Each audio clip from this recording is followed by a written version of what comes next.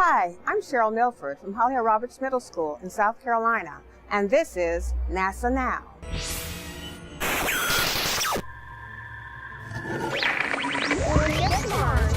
What that does on the asteroids, how does the astronauts read out the gravitational effect of those planets?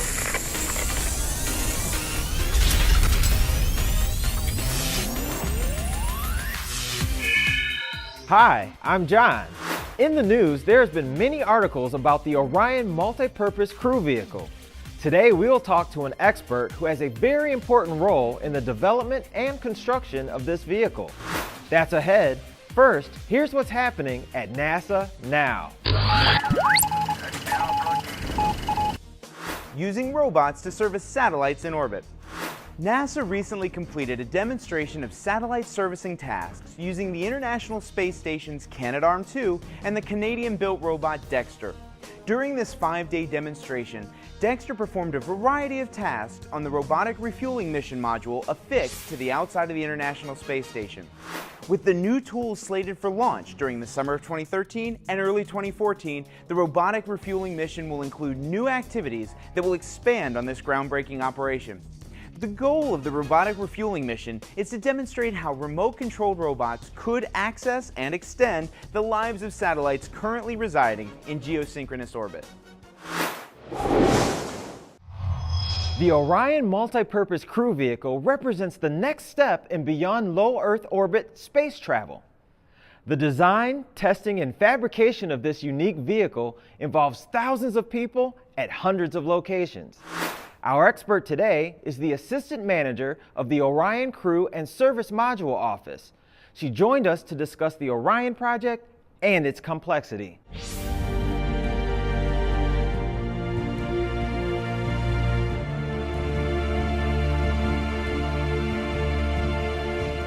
The Multipurpose Crew Vehicle, also known as Orion, is NASA's next crewed vehicle.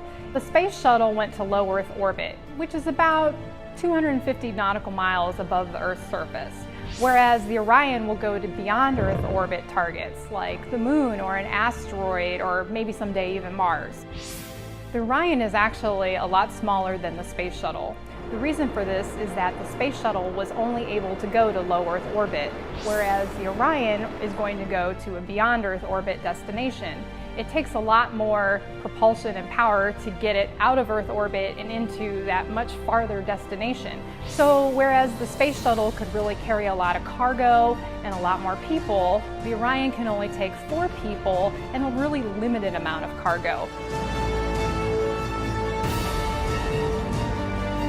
The Orion is being built all over the United States. We have about 500 different companies that build all sorts of pieces parts of all different sizes. All of those parts are brought together and they're assembled into sub-assemblies, and then they're brought down to Kennedy Space Center in Florida for the final assembly of the Orion vehicle. The group that I work with, the Crew and Service Module, is basically the vehicle. So you have the conical crew module, and then you have the service module that has the propellant and the solar arrays and the thermal control, and they move together as a vehicle right until the crew module is going to re-enter the atmosphere, and then it sheds the service module and the crew module comes back in. NASA recently partnered up with the European Space Agency to actually build the first couple of service modules for Orion. So it's actually an international vehicle at this point. One of the most important tests that we have coming up will be in late 2014, which is called EFT-1, the first exploration flight test.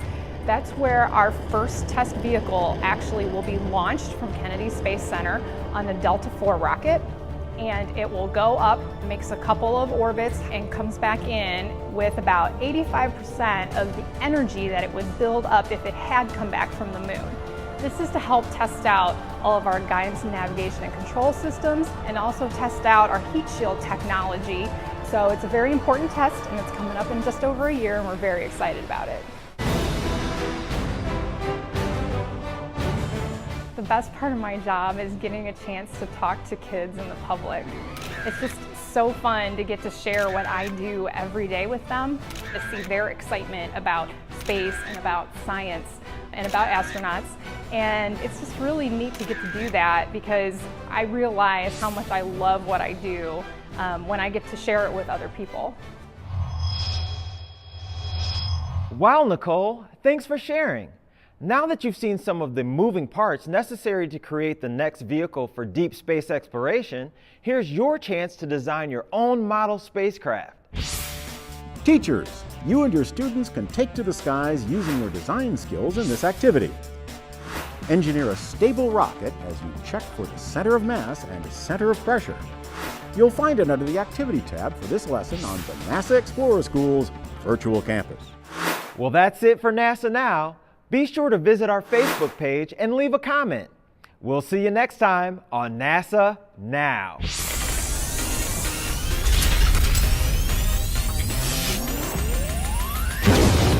NASA Now comes to you from the virtual campus at NASA Explorer School.